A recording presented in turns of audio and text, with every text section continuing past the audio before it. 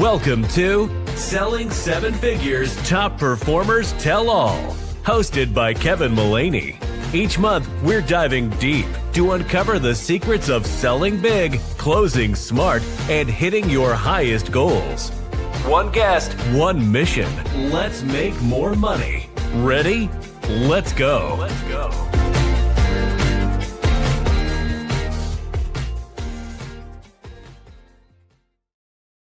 If you have been on this podcast before, if you've listened to this podcast before, I appreciate your patience with that nice 30-second intro.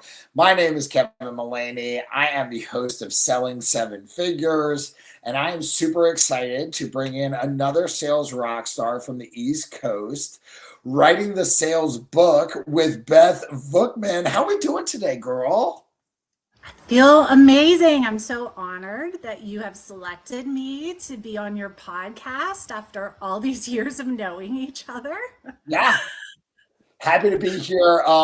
Blink twice if you're being held captive, because your background kind of looks like you're being held by a serial killer in someone's basement. Just make sure I am in my own basement, actually, away Okay. from my children, Yeah. away from the animals. So I'm good. I'm alone. Yes. She signed a waiver. She's here on her own will. So I just wanted to let everyone know this. So we're each rocking some merch. I'm representing Sav because this is a pre-recorded and she should be having her baby anytime soon. Beth, you are rocking is the B for Beth, or is it for something else that you want to talk about?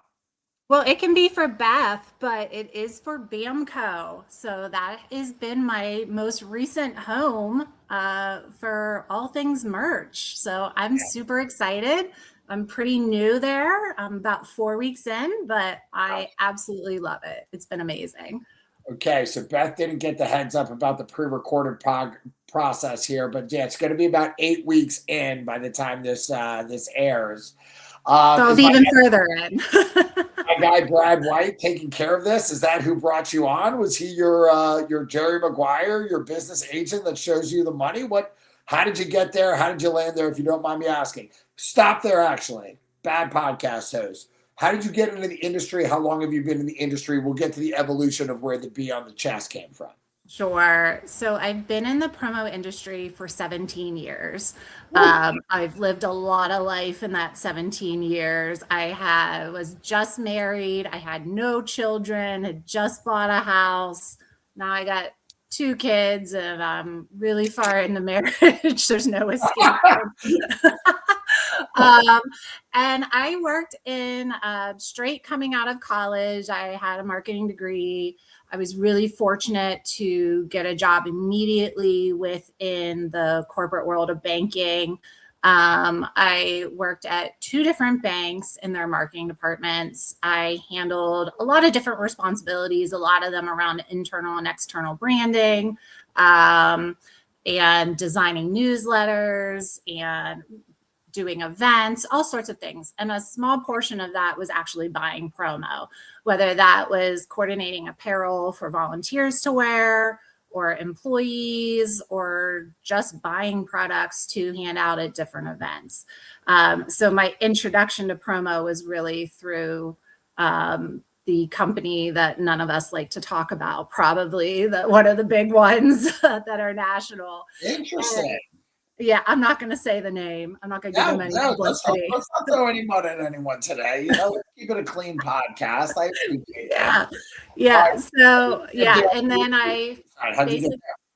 Yeah. So once I kind of got a bit burned out in the corporate world and I was looking for a change. I still wanted to be creative. I still wanted to utilize all the skills I had. And I found a job opening at a local distributor in the hometown that I was born and raised and went to college in. And I just figured I'll give it a shot. So I started there, and 17 years later, I was still there. I love it. Well, that's awesome. If you weren't doing this, if you weren't pushing product, pushing promo, selling logos, what exactly do you think you would be interested in doing? I think early on, I probably still would have tried to stay in the marketing segment. But again, I was young. I mean, I was early 20s when I started my career. What time to be alive. Yeah, I got married at 25, and you're still figuring yourself out. But to be asked that question now, based off of things that have happened in my life and my family's lives, I really would go back into the world of mental health in some capacity, whether that was working for an organization, helping them with their marketing and promos, or just going back to school and going into the world of counseling. I think actually both really marry, being a sales rep and mental health.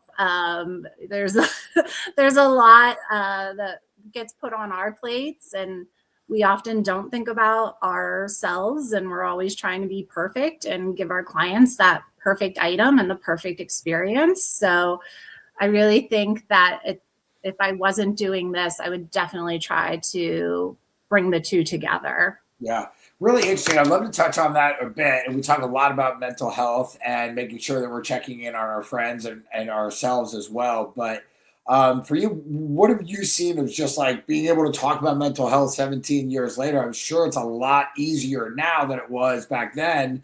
Probably when you came out of college at 25 and you're telling your husband's family about what you do for work. They're probably like, oh wow, she's crazy, or around the crazy. And I don't mean to joke around with that way, but like it has gotten a lot of more positive attention that people are comfortable talking about. Specifically, I'll say it on the male side, right?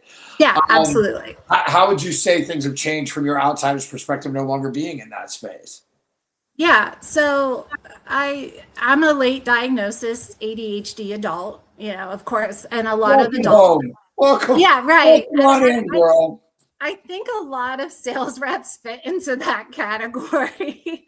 I think that's partially why we're so creative and we're able to have very honest conversations, because a lot of people with ADHD, we just say it how it is. I didn't really start the mental health journey until I was in my late 30s, I would say. And I think that just in general, the 80s kids, that wasn't really a thing that our parents thought, whether it was ADHD or depression or autism. It wasn't really recognized for children. And as I had my own children and sought services for them, my son is autistic, both my kids are ADHD.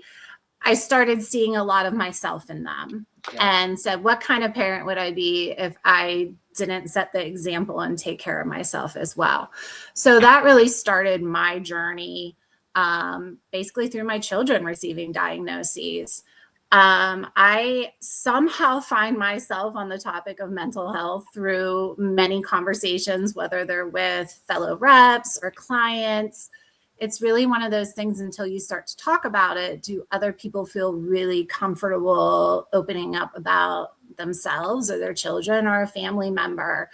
And it really is like this unknown community of people, because we're all walking around, but until you have the courage to talk about it or feel comfortable enough, which I think a lot more people have now, that it is so much more recognized. But you tend to find your community through those very open, authentic, genuine conversations. So I do find how mental health really fits into the world of sales, especially in a place where, like we're working on commissions and deadlines and keeping people happy. And you're kind of putting on a mask to be that perfect sales rep. But what a lot of people realize is imperfection is a lot more attractive than just being 100% perfect all the time. So I've been able to forge a lot of relationships that,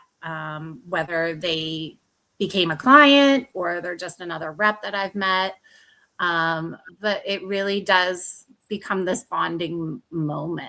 So, and I've been fortunate enough to work with a couple of organizations that do have a give back or promote the world of mental health and receiving services if you need them. There's no shame. No shame. And again, I appreciate you being vulnerable, transparent about, I believe it's your son's diagnosis, so that your son's autistic. We've talked about that. We talked a little bit about imposter syndrome and just exchanging emails back and forth before then. I remember you were like, are you sure I'm cool enough to be on this podcast? Am I cool enough? You're so cool. Like, what do you mean? And it's interesting because I think that's something that I really love about working with teams, and hopefully you're feeling that love at Bamko, right? Is that a lot of times in sales, you are on an island, right? Remote work is fantastic, and a lot of people are jealous that salespeople are able to work from home or have the ability to work from anywhere and get a really cool virtual background that people don't know where you are. You could be in the Bahamas, right? I'm sure you took some calls on some of those facilities trips. Yeah. Or if you were like me, you absolutely did not take your laptop and you did not take any calls. Which is important too. That's self-care. But one thing I hope that you're feeling is just hopefully this is something that's going to rejuvenate you a little bit, make you feel really comfortable and confident in yourself. And hopefully, Brad and everyone brought that out of you in the recruiting process that, hey, you're an all-star, you're kicking butt, you're putting up numbers, and you might find that under the Bamko brand, you might really, really, really take off. And again, hopefully going, again, you said it, got out of your 20s, we're now in our 30s. Yeah. Hopefully now into your 40s, you're going to maybe have your best decade yet because you're hitting on all those pillars. But I did want to touch on one thing that you did mention. I believe you were a sole income. You were the breadwinner for a bit. Your husband stayed at home. Talk to me about the added pressure about that, or how you prioritize work, family, working from home. Do you mind if we touch on that? And I did not. Yeah, absolutely. Yeah. So my son, who's now 13, his previous school, he had a lot of issues with bullying or his needs not being met, of, services he needed or whatnot. And it became very apparent to us that his best option was to leave school, brick and mortar school entirely, and that a online presence would be better for him. And at that time, we had already sought behavioral health services for him. So even though he had his own behavioral tech at school with him, it still wasn't enough. So through, unfortunately, a situation where he came to school with a plan to kill himself, did we have that catalyst to start receiving all those services. And this is a story that is so common that it's terrifying. So, being a lot of parents want to do what's best for their kid. And we went through a lot of extreme measures to get him everything that he needed. But inevitably, the decision was he needs to be home. And if he's going to have a behavioral therapist with him, one of us needs to be there. My husband was a contractor. His dad had started the company in the 70s. And it was getting to a point in the economy and whatnot where I became the breadwinner, if you want to say that. Sorry, that was not an appropriate. No. I mean, that's the term. So we decided together, and really more so him saying, like, you know what, it just makes sense if I give up the business and I'm at home with him. And I'm forever grateful for that. I don't think that a lot of men in general would do that. I think it's also very empowering that in this industry that women can make the same or exceed the amount that men would make in the industry as well. There's a lot of female buyers. There's a lot of female sales reps too. So it really worked out for the best. He's thriving. He's doing amazing. So I mean, it's been awesome. And if my husband weren't at home, and now actually both of my kids are at home, they both do cyber learning now. So it's really a full house here. if he weren't home, none of these things would have been possible. So huge credit to my husband, Kevin. Everyone's named Kevin in this industry. Kev. Appreciate you, brother. He is a handsome dreamboat. Yeah, everybody needs that support. And if I didn't have that, this would have never happened. I wouldn't be able to sit here now working for Bamko, understanding what my priorities are and how to make that work-life balance happen. Yeah. Well, thank you again for being vulnerable with that share. That's heartbreaking that your son went through that. And I can only imagine what that was like for you and Kev. And so thank you very, very much. Now we talk about ADHD or ADD, obviously. Yeah, got it. If you read the book Deliver from Distraction, or if you do any real research on it, it's basically a superpower, right? But it's got to be channeled the right way. How do you use either ADHD as your sales superpower, or what do you think is something that makes Beth, maybe better than the rest? Not being pompous, right? But I am going to build you up because you're an all-star, right? But what is it you think it is that you do maybe better than others? And it doesn't need to be tied to your natural ADD and how that affects you, if that's fair.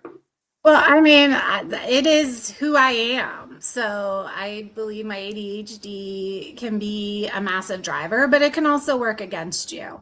So really, when people think of like ADHD, you're hyper, you're distracted, you can't pay attention. But the reality is that you're super focused. If it's something that you care about and you want to do. So for me in this industry, I love the industry. I love the people. I love what I do. I love my clients. So I want to be all in and focused. Where the frustration comes in is when those other distractions start popping in and you don't want to pay attention to those things. And sometimes you get pulled away and it's difficult to come back around. But I think that a lot of people with ADHD or anybody that is neurodivergent. So whatever your diagnosis is, we are very much sharers. And we really love a sense of community and being heard and felt. And so even if I'm speaking to somebody that doesn't have a diagnosis or whatnot, like I'm always thinking about how am I connecting with this person, whether they know I have ADHD or not. I mean, I think it's pretty apparent. I mean, again, don't get me wrong. Yes, I mean, trying to get you to focus on a balloon toss on a Facilis trip, and it couldn't do it. You're out of the first round. We didn't do well on that. We didn't do well. We didn't do well at anything, actually. But it really helps you connect. I think it really helps me to build relationships because I'm always thinking of the next question of how do I create this deep connection with somebody, because that's all anyone really wants. But I think a lot of neurodivergent people are seeking that tenfold. So it really helps in the world of sales. Do you think that, were you able to share some of this with the leadership team during your interview process with your new company? Do you think that they're like, yes, one of us, of us, like we've actually 100%. Got you on the accelerator program. Here's the other 16 people we're going to put you in a pod with a bunch of Mountain Dew and Cheetos. And it's going to be we're all just going to eat popcorn, watching food. Just be like, look at these idiots try and put this purchase order together again. And it's amazing. What happens when we give them an account manager that does this for them? And then what are they going to do? They're going to absolutely take over the world, right? I don't know if that makes any sense. It makes 1,000% sense to me, even if I didn't clock every single word. I went hard on that one. That one really got descriptive and weird real quick. And I love that. I love descriptive and weird. And that really speaks to being authentic. And that was like the big thing with Bamko. Somehow, again, my stuff, my family stuff always ends up in a conversation because that's what I know. That's what I'm passionate about. And I think that you learn more about somebody, not just by them word vomiting what they do in sales, their numbers or anything. I think the biggest attraction is relationship selling, because a lot of sales reps don't like the word salesperson or selling. Like I'm trying to give you something you don't want. And for me, the relationship portion of it is so very important. Like I had coffee with 2 clients yesterday. I was so excited because I would have never had that opportunity to take them out for coffee if I was still spending 90% of my day doing activities that weren't even sales oriented. So it was so nice to even just sit down without a notebook or anything and just talk. And what was supposed to be an hour was an hour and a half, 2 hours. I had my husband texting me, Harper needs to go to ballet. I'm like, well, I guess you're taking her. Like, I'm not home. You can see where I'm at. But Bamko is really big on authentically showing up as you. And I was a little nervous, like going in, being remote. I was always in an office space. How is this going to work? I feel like I am face to face with so many more people and so much more open because people really want to get to know you, whether they're a rep or they work in legal or compliance. You know, you really just have to dive in head first and be open to the opportunity because everything aligned with what I wanted. I just didn't realize it was going to be with a large company. I always thought I'm going to end up at another small distributorship. I almost fought the process, and I've told Brad this. It was almost like I was fighting the process of saying yes when it was so clear to me that all the things that I wanted as a person, as a sales rep that my clients needed were right here in front of me. So I'd be a fool not to take the opportunity. And everyone at Bamko is super cool, super chill. So it's great. Definitely the cool kids in class, really. So welcome to that class. All right, so speaking of ADD, we've been told to keep these to about 20 minutes, and you're doing an awesome job. But I always like to ask people, like, what's one quote, what's one senior quote that you would leave behind? It doesn't necessarily be about sales. It could be perspective on life, something that gets you going in the day. What would it be for Beth Vuknam? Yeah, so I think like this whole conversation really just ties into it. I remember when I was at my previous distributorship and did the 360 program with Matthew Lamb, Matthew Lamb, name drop. Oh yeah, that's a good one to drop. It was like our first year being a part of Facilis. I really wanted to be in the 360 program. You literally had to write like a college essay to like get invited into it. And through doing different homework and video things, like I remember him telling me, Beth, you're not being your authentic self.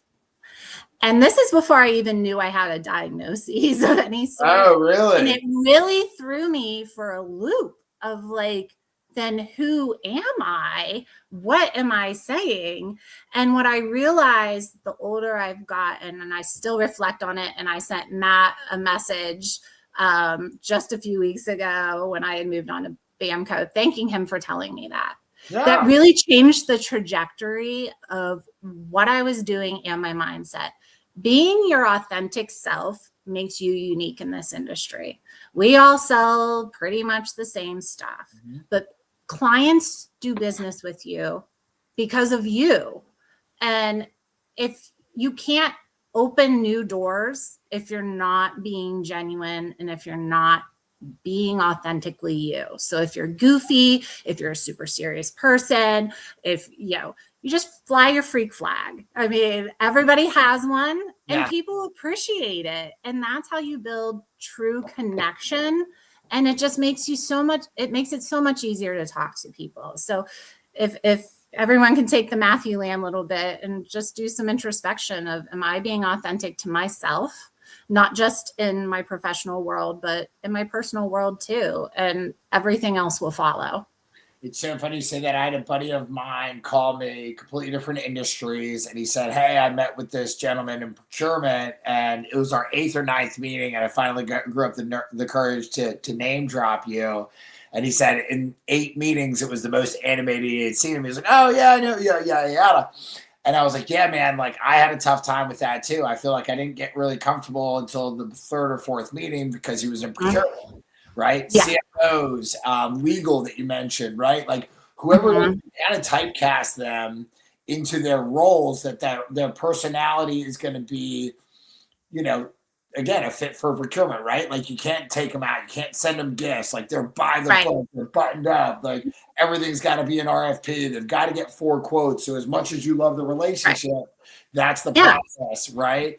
But it was a nice, friendly reminder of like how I am is who I am. It's how I'm going to be. And the more I can find people like me, I think there's a pillow somewhere here in the South that says like, if I'm too much, then go find less.